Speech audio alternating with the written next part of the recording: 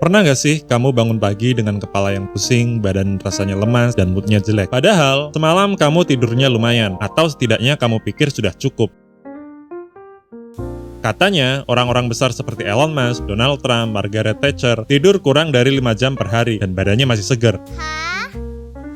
Katanya, kita bisa melatih tubuh supaya nggak butuh tidur terlalu banyak. Katanya, tidur itu cuma buat orang-orang yang malas. Yang penting kerja keras. Kalau mau sukses, jangan banyak tidur. Katanya, kurang tidur itu bisa dikompensasi. Tidur panjangnya nanti pas weekend.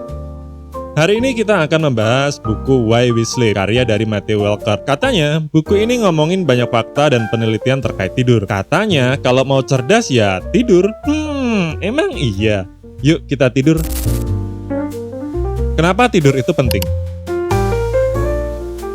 Pernah nggak kamu begadang semalaman, entah itu buat belajar, kerja, atau sekedar nongkrong? Tapi pagi harinya, kamu harus tetap bangun dan lanjut beraktivitas seperti biasa. Mungkin awalnya kamu ngerasa baik-baik aja, apalagi kalau udah sarapan, udah ngopi, udah ngerokok, dan sebagainya. Tapi beberapa jam kemudian, kamu ngerasa ada sesuatu yang aneh. Ketika baca berita atau artikel satu paragraf, kamu nggak nyerap sama sekali. Atau kadang kamu bingung nyari HP yang ternyata ada di tanganmu sendiri. Mungkin kamu juga pernah ngalamin ngobrol sama teman, tapi 5 menit kemudian, kamu udah lupa tadi ngomongin apa. Dan yang paling parah, kamu nggak sadar kalau otakmu udah mulai melambat.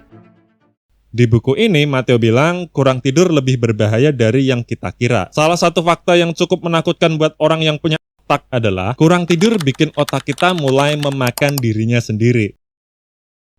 Jadi gini, di dalam otak kita ada sel-sel yang tugasnya merapikan koneksi antara neuron. Ibaratnya kayak tukang bersih-bersih, mereka menghapus informasi yang udah nggak diperlukan.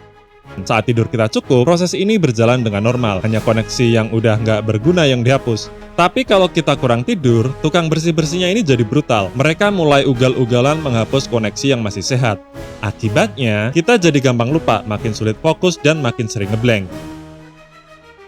Matteo juga membahas eksperimen dari University of Pennsylvania yang ngebagi peserta jadi 3 kelompok. Kelompok pertama orang yang tidur 8 jam, performa otaknya stabil. Kedua orang yang tidur 6 jam. Setelah 10 hari, kemampuan berpikirnya turun drastis, tapi mereka merasa masih normal. Terakhir, orang yang tidur 4 jam, dalam 2 minggu, performa otaknya setara dengan orang yang begadang 3 hari non-stop. Artinya, begitu kita kurang tidur, otak kita mulai menyesuaikan diri dengan kondisi lelah. Makanya, kita nggak sadar kalau performa kita sebenarnya udah menurun. Jadi, kalau kamu ngerasa baik-baik aja walaupun cuma tidur 5 jam sehari, mungkin sebenarnya otakmu udah jauh lebih lemot daripada yang kamu kira.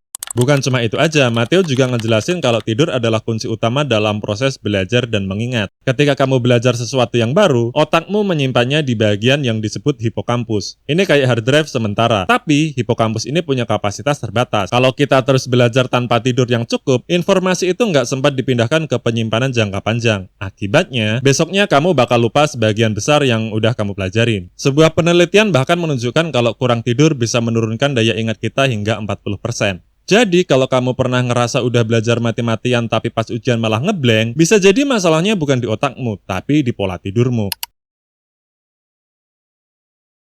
Pernah gak sih kamu sadar besok pagi harus bangun cepat tapi malah scroll TikTok sampai subuh? Atau kamu lagi diet tapi malah makan mie instan padahal udah jam 12 malam?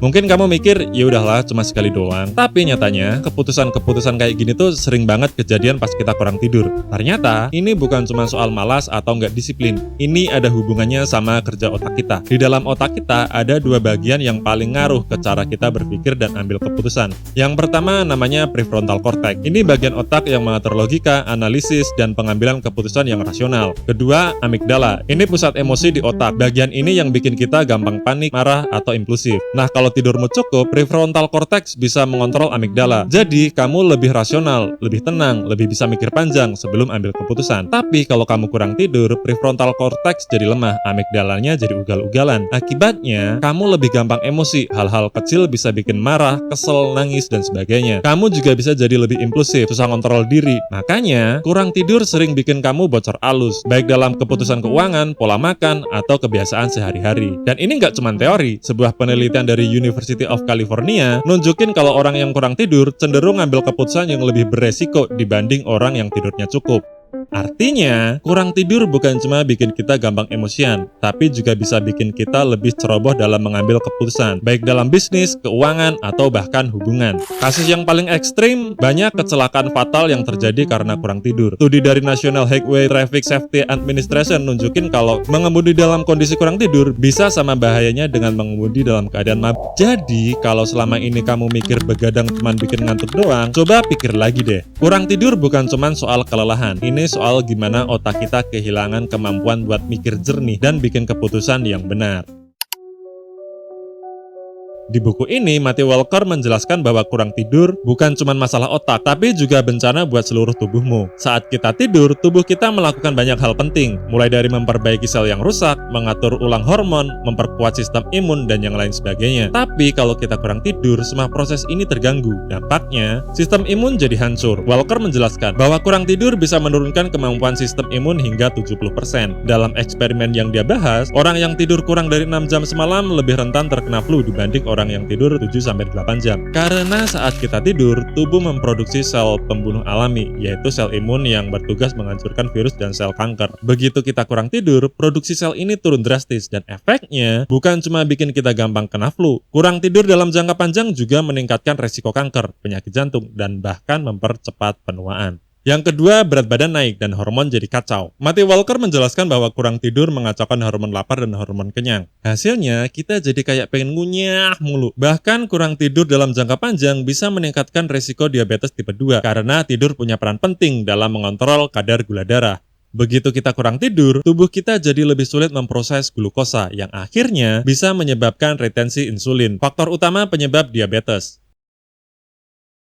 Jadi gini, saat kita tidur, tubuh kita memproduksi hormon pertumbuhan yang bertugas memperbaiki jaringan tubuh termasuk kulit. Tapi kalau kita kurang tidur, produksi hormon ini turun dan tubuh kita jadi lebih cepat mengalami kerusakan sel. Hasilnya, kulit kita jadi lebih kusam dan cepat berkeriput. Energi menurun drastis. Penuaan sel jadi lebih cepat. Matthew Walker bahkan menyebut bahwa kurang tidur selama 5 hari bisa menurunkan kadar testosteron pria hingga 10 sampai dengan 15%. Jadi, kalau kamu sering begadang dan merasa makin gampang capek atau kurang bersemangat, bisa jadi masalahnya bukan soal umur, tapi ini tentang kebiasaan tidur.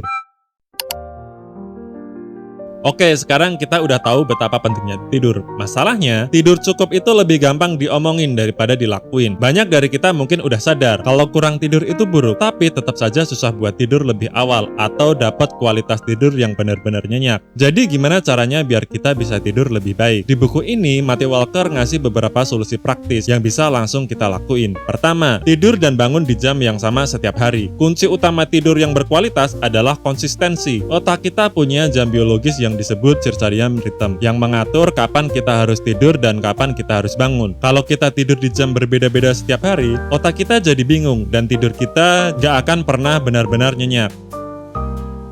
Yang kedua, matikan lampu dan kurangin paparan cahaya biru sebelum tidur. Matthew Walker menjelaskan bahwa cahaya terang, terutama cahaya biru dari layar HP atau laptop, bisa menekan produksi melatonin, hormon yang bikin kita ngantuk. Makanya, kalau kamu sering main HP sebelum tidur, jangan heran kalau malah makin susah tidur. Yang ketiga, hindari kafein dan alkohol di malam hari. Banyak orang mikir alkohol bisa bikin tidur lebih nyenyak. Padahal, di buku ini Walker menjelaskan kalau alkohol hanya bikin kita kehilangan kesadaran lebih cepat, tapi kualitas tidur kita jadi jauh lebih buruk. Sementara itu, kafein bisa tetap ada di dalam tubuh kita selama 6-8 jam. Artinya, kalau kamu minum kopi jam 5 sore, itu sama aja kayak masih ada kafein dalam tubuhmu pas kamu mau tidur jam 11 malam. Yang keempat, jangan paksa tidur kalau belum ngantuk. Pernah nggak kamu tiduran di kasur, matanya kelap, guling, tapi nggak tidur-tidur? Anjir banget emang. Nah, Matthew Walker bilang, semakin kita maksa buat tidur, justru semakin sulit buat kita untuk tertidur. Karena otak kita jadi mengasosiasikan tempat tidur sebagai tempat buat berjuang tidur, bukan tempat buat beristirahat. Solusinya, kalau dalam 20-30 menit belum ngantuk, coba bangun dari tempat tidur. Lakukan sesuatu yang santai, lalu coba tidur lagi. Tapi jangan scroll HP, karena itu justru bikin otakmu jadi lebih terjaga. Yang terakhir, jaga suhu kamarmu tetap sejuk. Matthew Walker menjelaskan bahwa suhu tubuh kita harus turun sebelum bisa tertidur nyenyak. Kalau kamarmu terlalu panas, tubuh akan kesulitan menurunkan suhu dan akhirnya kamu jadi sulit tidur atau sering terbangun di malam hari. Solusinya, jaga suhu kamarmu sekitar 18-20 derajat Celcius. Ini suhu ideal buat tidur nyenyak. Kalau nggak ada AC, bisa pakai kipas angin atau mandi air hangat sebelum tidur. Tidur yang berkualitas bukan soal tidur lebih lama, tapi soal membantu otak dan tubuh kita masuk ke dalam mode istirahat yang benar. Kalau selama ini kamu sering begadang atau sulit tidur nyenyak, coba mulai dari 1 atau 2 kebiasaan kecil yang kita bahas tadi. Karena pada akhirnya, tidur itu bukan kemewahan. Tidur adalah kebutuhan dasar yang nggak bisa ditawar. Kesimpulannya, kurang tidur bukan cuma soal ngantuk. Ini soal otak yang semakin lemot, tubuh yang semakin lemah, dan keputusan yang semakin berantakan. Yang lebih bahaya, efeknya jadi menumpuk. Mungkin kamu merasa udah biasa seperti itu, tapi bisa jadi kamu udah kehilangan performa terbaikmu tanpa kamu sadari. Katanya, tidur bukan kemewahan, tidur adalah kebutuhan. Katanya, kalau mau lebih fokus, lebih sehat, dan hidup lebih lama, semua dimulai dari tidur yang cukup. Emang iya?